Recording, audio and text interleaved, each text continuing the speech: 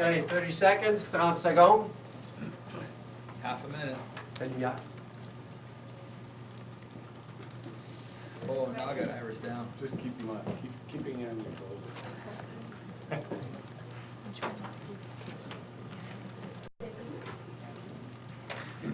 Bah.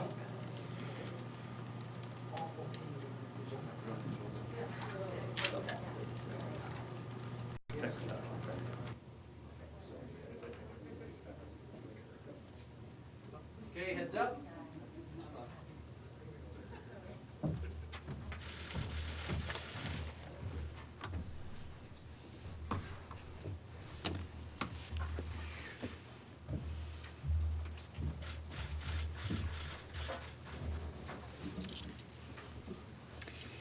Good morning and welcome to the National Press Theatre. I'm Christy Kirkup and I will be chairing today's news conference. Today we are joined by representatives of the Professional Institute of the Public Service of Canada. We're joined by its president, Debi, Daviau, and Stéphane Aubry, the vice president. I'll turn it over to you. Good morning. Thank you all for being here. I'm Debi Daviau, the president of the Professional Institute of the Public Service of Canada. La vice-présidente Stéphane Aubry est avec moi aujourd'hui et se joindra à moi pour répondre à les questions en français. We're here today to speak to you about our members' ongoing issues with the Phoenix pay system. After nearly 2 years of problems with IBM's Phoenix pay system, our members have lost confidence in the promise of fixing Phoenix. In fact, we asked our members last week if they think Phoenix can be fixed. Almost 90% of them said no. The cost has been out of control, going from what was supposed to be a $6 million project to an estimated $1 billion. And the pay for over 150,000 public service employees has been impacted. And despite all the efforts for fixing the system, the problem is getting bigger. In June, there were less than 300,000 open cases. In October, there were more than 330,000 open cases, a 10% increase in just 4 months. Enough is enough. Nous sommes ici aujourd'hui pour demander au gouvernement de créer un nouveau système de paie en utilisant l'expertise interne de ces professionnels. Nos membres qui se sont penchés sur la correction informatique du système me disent qu'il sera plus long de régler les multiples problèmes de Phoenix que de créer un bon système de paie à l'interne. We're here today to call on the government to build a new pay system using the in-house expertise of our own public service professionals. Our members who have looked at fixing the system tell me that a patchwork of fixes will take longer than building a good pay system in-house. The Government of Canada employs one of the largest group of IT professionals in the country. These and other public service professionals are the people who had designed and built the pay systems before Phoenix, which worked for 40 years. These are the same professionals who have designed and built every important computer system that the government relies on, from the distribution of EI and pensions to filling your taxes. These in-house professionals are the ones who can build a new pay system. We can use the latest version of PeopleSoft. We can use dual licensing for maintaining the current system and building a new one simultaneously. And we can build specifications into the new system to meet the complex needs of the Government of Canada's pay environment. Now, I know that it's never easy for a government to pull the plug on a system that has sucked so much time and money. But at some point, you gotta have the courage to cut your losses and to get the job done correctly. We need a pay system that works, and we have the people to build it. Maintenant, je sais que ce n'est jamais facile pour un gouvernement d'abandonner un système qui a coûté aussi cher en ressources humaines et financières. Mais à un moment donné, il faut avoir le courage de réduire ses pertes et de faire ce qu'il faut pour avoir des résultats. Nous avons besoin d'un système de paie qui marche et nous avons les personnes qu'il faut pour le créer. The government can maintain the current system until the new one comes online. It must hire the necessary resources to deal with employees' immediate pay problems, or else it will face a flood of grievances. But make no mistake, we need a pay system that works, and Phoenix is simply not it. Stéphane and I are now ready to take your questions. On va prendre des questions. Okay, our first question is going to be from Metro News, right? Yeah, I'm wondering, the current Phoenix system, I understand, is built off of PeopleSoft at its core. Why make another attempt with the same core structure, I guess? Well, the problem really has never been the product, PeopleSoft. PeopleSoft is an Oracle off-the-shelf product that is really world-leading in the field of HR and pay. The problem was with IBM's configuration of that off-the-shelf software. And that configuration is simply so flawed at this point that we need to start over. Do you worry, though, that would ultimately prolong the suffering, I guess, for public servants, that you'll have a new system which will undoubtedly have some bugs, some problems that need to be worked out when it finally launches? No, we believe that it will shorten the pain, or we wouldn't be bringing this solution. Certainly, the current direction, it's become clear that we are years away from getting that system to a steady state. And at that point, we would argue from an IT perspective, we will never have a stable pay system going this route. But that doesn't mean that the work has to stop, because, of course, we have to continue to pay people while we're building this new system. And I believe we can get a new system up and running faster than we can fix the current system. CTV? Do you have an estimate on how much this approach would cost? Starting over and using our own I don't, because the government has not been very forthcoming with those types of costs. However, I don't believe it to be a very expensive solution. It really only entails the current public servants that you already have on the payroll and perhaps a new set of hardware. And so I don't foresee it to be a really significantly expensive endeavor. And why was this approach not taken at the start? Why did they go with Phoenix and not the IT specialists within the government? I think it was an ideological decision made by the former government, who never actually stopped to look whether or not it had the in-house capacity. In fact, our members, IT professionals, maintained the old pay system, which was, reportedly a patchwork of old system components, and they did so successfully. So they ought to have looked in-house at their own expertise, but they've admitted that they never really took that step. Monique Scotti, Global News. Yes, so the Senate has recently confirmed that it's completely pulling out of the Phoenix system on its own and seeking an outside contract. Is it your understanding that that's not a possibility for other departments, and have your members expressed a desire to do something similar within individual departments? Certainly our members are desperately seeking any kind of solution, but I think what the Senate is doing is premature and maybe a little irresponsible in terms of its need to lead within the public sector. And their solution, which is going potentially to a private sector provider for their pay, is probably not scalable to the size of the public service. I mean, you have to realize you're dealing with over 300,000 public servants, and of course, the systems that would support that are few and far between. So your feeling is that it's still best to have one centralized system for just about everybody? I do, and I believe that that you need one that works, obviously, at the core of that. But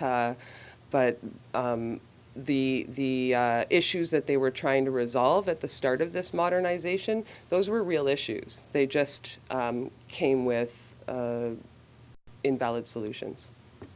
Terry Pedwell, CP. So you're asking the government to basically scrap the system that they're spending now hundreds of millions of dollars on trying to fix it. Presumably the government will come out this afternoon with a response of some kind to what you're asking for. What if they simply say no? Then what? What's next?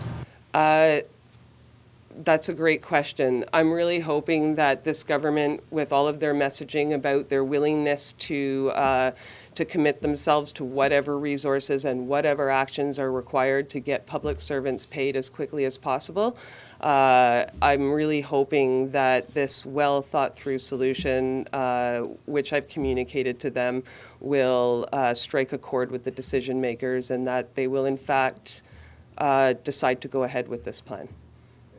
Why aren't you here with other unions like PIPSC, for example, the bigger unions besides yourself? Have you spoken with them and have they simply said they don't want to go the same route as you're suggesting?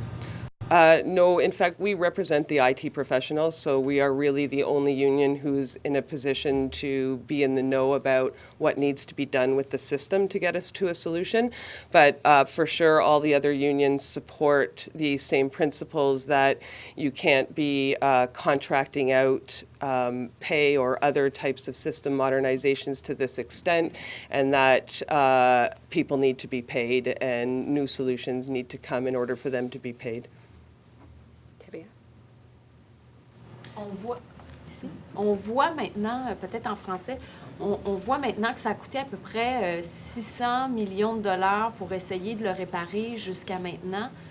Qu'est-ce qui vous fait dire que le gouvernement sera prêt à même entendre cette proposition? Et Mme Daviau semble dire qu'elle a déjà communiqué la solution que vous proposez. Qu'est-ce qu'on vous répond? Oui, c'est difficile pour le gouvernement... Oui, c'est difficile pour le gouvernement d'accepter le fait qu'ils ont investi autant dans un système et malheureusement, le système ne fonctionne pas encore. À un moment donné, on doit prendre un peu de logique et dire est-ce que ça vaut la peine de continuer de rajouter de l'argent, de la bonne argent sur quelque chose qui ne marche pas, ou plutôt le mettre de côté et dire bon, on recommence à neuf et apprendre des leçons. On veut aussi ne pas répéter ce qui est arrivé en Australie avec le système Queensland, un système que passé 7 ans, ils continuent d'investir de l'argent pour essayer de régler le problème. On ne veut pas que le système similaire ici chez nous, Phoenix, arrive dans le même scénario qu'après des années et des années d'investir de l'argent dedans, on n'a toujours pas de solution.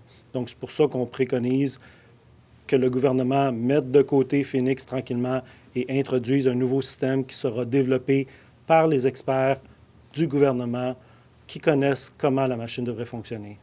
Vous attendez à quelle réaction de la part du gouvernement? Puis qu'est-ce qu'on vous a communiqué jusqu'à maintenant? Je peux répondre. On n'a pas une réponse officielle du gouvernement, mais on était engagé dans les discussions avec les ministres, spécifiquement ministre Bryson de Conseil du Trésor et ministre Qualtrough de Travaux publics, Services publics. Mais à ce moment, je pense qu'il est engagé avec tous les ministres, le Premier ministre, de décider si c'est un projet viable. Est-ce que c'est un mot en français? Je m'excuse. Viable. Et si oui, on va travailler ensemble pour le délivrer tout de suite. Sentez-vous qu'il considère cette option? J'ai l'espoir qu'il le considère. Je sais qu'il a discuté sérieusement à ce point-là, puis j'espère qu'on va avoir une réponse positive. Catherine May, I apologize. I gather with all this training that the government's now doing, that the big problem seems to be all the 27 collective agreements and 80,000 pay rules and how they're layered on one another. Are unions willing? I mean, many have argued that should have been streamlined and reduced before Phoenix was ever launched, and they may not be in this mess. Are the unions willing to do a session of bargaining that would look at streamlining those rules? You know, very often those rules come into play because the government wanted to find another way to compensate us that was either more convenient for them or less expensive for them. And so a lot of those arrangements were driven by the employer less than by us. So for sure, we would consider looking at all these special allowances and other types of monetary pay and rolling that into our base pay to make it a little more simple. For sure we would, but those are not discussions that have taken place yet. And can that happen, I'm sure, in a cost-neutral way? I believe so, but you know what it does is it commits the government longer term. So allowances can be adjusted from round to round a little more flexibly, and then our base pay. So because we would certainly never agree to have a reduction in our base pay, but there might be a reason why we would agree to letting go of an allowance, for example. So if all of that's part of base pay, it's harder on government to adjust that in accordance with their own economic requirements. But it wouldn't be us getting in the way of that. And if I could add. Yeah. Vous avez dit tantôt que vous n'avez pas encore d'idée du coût de votre proposition. Non. Et en même temps, est-ce qu'on peut avoir une idée, là, vous dites que ce seraient les employés qui sont déjà à l'œuvre qui pourraient travailler sur le nouveau système. Est-ce que vous pouvez clarifier ça un peu? Puis en même temps, le PeopleSoft nouvelle version, qu'est-ce qui est différent de la vieille version? Les gens vont dire, ils vont aller encore avec le même vieux système qui ne fonctionne pas, là. PeopleSoft est le produit sur lequel les règles d'affaires sont développées pour s'occuper de la paye, des ressources humaines et tout ça. Donc, une version ou une autre, c'est une évolution du produit. Ça a relativement peu d'impact, mais à chaque fois, les règles doivent être adaptées. Comment un système pourrait être développé avec les experts fonctionnaires qu'on a en ce moment? Oui, il y aurait probablement un réaménagement, un peu de ressources qui seraient requis. Probablement que le gouvernement devrait investir pour maintenir le système actuel pendant qu'un nouveau est développé avec les experts qui connaissent. Mais c'est tous des choses que une équipe de développement devra évaluer, faire leur plan d'affaires, faire leur plan de développement et les tests afin d'arriver à un système qui pourra remplacer Phoenix et qui va fonctionner, qui va payer les fonctionnaires adéquatement. Est-ce que c'est, je ne sais pas si je peux en poser une autre, au niveau du vérificateur général, on attend son rapport sur Phoenix. Vous faites une proposition une semaine avant. Est-ce que il y a une raison pourquoi vous le faites à ce moment-ci, votre proposition? Est-ce que vous êtes au courant de ce qui s'en vient dans le rapport du vérificateur? On n'a pas encore vu qu'est-ce qui va être dans le rapport. C'est sûr qu'on s'attend que le volet de la sous-traitance va être un élément important dans son rapport à la grandeur du gouvernement, mais possiblement qui va viser un peu comment le projet Phoenix a été développé. Le timing est juste que nos membres sont de plus en plus tannés de cette situation-là, de ne pas être payés adéquatement. Et notre sondage qu'on a fait la semaine passée, qui nous a démontré que les gens n'ont vraiment plus confiance dans le système. Donc, ils veulent une solution. Donc, c'est pour ça qu'on fait le message aujourd'hui, pour demander qu'une solution soit développée rapidement. I'm just about to begin another round of questions, so I'm just wondering if anyone hasn't got a question first time around that wants a question. Okay, Ryan from Metro. Yeah, I'm just wondering if the employees that you would need to create a system in-house from scratch are still there, because I know the government let a lot of people go. Yeah, in fact, those professionals weren't let go. They were just sent to other tasks. And over time, over the last almost 2 years that we've been sort of taken by this crisis, they have transferred just about everyone who worked on the old pay system to work on fixing the bugs in Phoenix. And it was this group of people who finally were able to provide us with the information we needed to understand that another solution was required. And of course, they're the ones who are on the ground trying to fix this system, and they now believe that it can never be fully fixed. Who are helping fix Phoenix right now that are coming to you and saying, we're looking inside and this can't be fixed? Correct. My members don't believe that the system can be fixed. And so, you represent a good number of these federal IT experts. People would say, well, of course you're going to suggest that your people would be the best ones to do it. I just wanted to get your response to that. Yeah, well, in fact, my people would be the ones to do it, but my people have jobs in the public service, whether they're engaged in the solution on Phoenix or not. So really it's about getting the right people to the table to get a system that works, and in fact, those are my members, and that's why it's me coming to you with this solution, because it's IT and other professionals, not just IT professionals, engineers, even some research people involved, that can deliver a new solution that works. Terry? Part of your solution, you say, is to hire more people in the short term to deal with people who are having problems with the Phoenix Pay system. Where are those people going to come from? Because as far as we can tell so far, the government has been unable to hire people up until now to actually deal with those people in those cases. Yeah, well, I can't comment in too much detail about compensation advisors. Those aren't my members, so less credible. But I can say that there are a lot of people who have put their hand up willing to come and work in the compensation field who have been passed by. And why isn't anybody talking about IBM and all this? It seems like the government seems to be afraid to talk about IBM's role in all of this. Is there concern that if you tick off IBM, they'll just stop helping the government in trying to fix the problem that currently exists? Well, I don't have that concern. I think IBM can leave this project and we could get by, certainly on building a new system without them at the table at all. I don't think so. I think it's a contract thing. IBM has high-powered lawyers who built such a strong contract that the government not only can't get out of it, but can't speak out about the portions of the project that failed because of IBM's implication.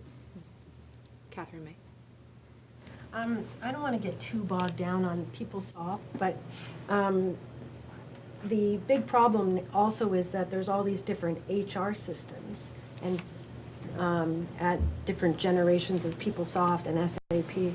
How and that all apparently has to be fixed. So would you have to wait for that is fixed before you start your new system? No. In fact, through our lessons learned on the Pay project, one of the lessons learned was that you need for all these systems to be able to speak together. And so they are actually transforming HR onto PeopleSoft 9.2. And that's what we're proposing we build our Pay system on. And in that HR transformation, they got into a small contract with Oracle in terms of bringing expertise on the software product. That's probably what they should have done with Phoenix. But again, we'll be looking to learn from many of the lessons we've seen in the report so far to build a system that works. Debi. C'est déplorable pour les employés de la fonction publique qui ne sont pas payés à leur juste valeur. Mais les Canadiens qui regardent ça et qui se disent ça va nous avoir coûté à peu près $1 milliard pour essayer de réparer ça, se posent peut-être des questions aujourd'hui en utilisant une mise à jour de PeopleSoft. Il y a peut-être des gens qui se disent est-ce qu'on va revivre les mêmes problèmes? Est-ce que vos TI vous ont donné des garanties ou des assurances qui seraient en mesure de créer un nouveau système qui, celui-là, va fonctionner? Ça serait la prémisse de ce qu'on demande, que le nouveau système soit créé, fonctionne, qu'il paye les fonctionnaires adéquatement et à temps selon leur travail. La version de Phoenix, c'est une réalité. La version de PeopleSoft, c'est une réalité. Les systèmes évoluent régulièrement et on doit faire des mises à jour de systèmes au niveau technique. Tous ces systèmes-là doivent se parler malgré la différence de version. Mais c'est pour ça qu'une équipe de développeurs doit analyser concrètement quels sont les besoin d'un nouveau système, quels sont les intervenants autour du système pour développer une solution, un plan de développement qui va considérer tous les risques et les facteurs pour arriver à une solution qui est fonctionnelle. Ça peut prendre un certain temps, mais ça prend une expertise et on représente ces travailleurs-là au sein de la fonction publique qui ont cette expertise-là et qui l'ont prouvé dans les autres systèmes majeurs que le gouvernement utilise actuellement. Tout ça, ça a l'air très long. Combien de temps ça peut prendre pour mettre en place un nouveau système qui fonctionne? Bien, vous semblez dire qu'il faut faire du développement, de la recherche, donc c'est long. Donc, il va falloir continuer de réparer l'autre, essayer de réparer l'autre système, tout en mettant celui-là en place. On ne parle pas du double des coûts, puis combien de temps ça prend? On espère que ça va être mis rapidement en place. L'expertise, les analyses, une partie des analyses a été faite par les systèmes précédents, dont Phoenix, les documents qu'on a réussi à obtenir récemment. Mais oui, ça va prendre un certain temps à développer. Les experts vont développer et analyser. On espère que le tout pourrait être mis en dedans d'un an en place pour régler une situation. Mais il faut que le gouvernement s'engage à développer un tel système au lieu de toujours considérer la sous-traitance et l'impact que ça a tel qu'on le voit avec Phoenix actuellement. Okay. Il faut être complètement testé avant de mettre les fonctionnaires sur le nouveau système, puis de le construire et tester tout ça, moins d'un an. Okay. I think we have time for a couple of other quick questions. We're on to our third round, by the way. Rachel. I just wanted to follow up. You've made this argument before or said in the past that you have people inside to do it and you should do it that way. Why do you think, or is there something that you think is going to change the government's response to that suggestion now? Well, they've tried everything. So we're here. I don't believe it's my job as the president of the union to bring them an IT solution, but I need my members to be paid. So we got together with our members and with other expertise, and we're bringing a solution, which, as I said, is probably not in my job description as union president, but we need our members paid, and we need them paid as quickly as possible, and we believe this is the quickest route to that state. Yeah, you said it in French there.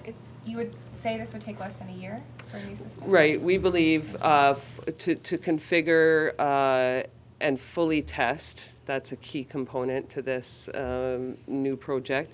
It would take about a year, and then we'd be in a position to start bringing over small groups of public servants onto the new system and ensuring that all the bugs are worked out before the force of the public service is using the new system. Right. I was just wondering if, when Phoenix was initially launched, if building something in-house was studied.